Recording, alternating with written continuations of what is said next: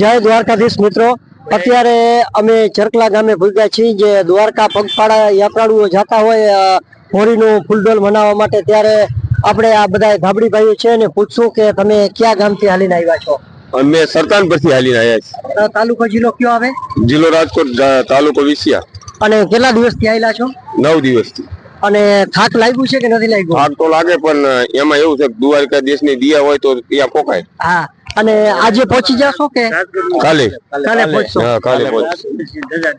અને ધજા ભેગી રાખી છે ઉહાથી છેકથી? વાહ ભાઈ વાહ। અને કેટલા જણાનો સંઘ છે? 1500 જણાનો। 1500 જણાનો।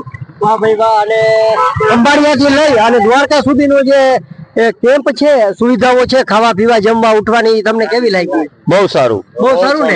દ્વારકાધીશ ની દયા ને? હા, દિયા। બોલો દ્વારકાધીશ કી જય।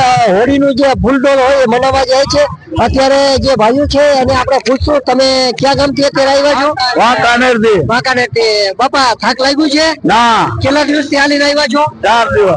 4 દિવસથી હાલીને આવ્યા છો। થાક લાગ્યો નથી? અને અત્યારે હવે દ્વારકા તમે કેવા કાલે ભૂકી જશો? અરે વાહ ભાઈ વાહ। 5 દિવસથી ભાઈઓ હાલીને આવ્યા છે, જરા થાક લાગ્યું નથી।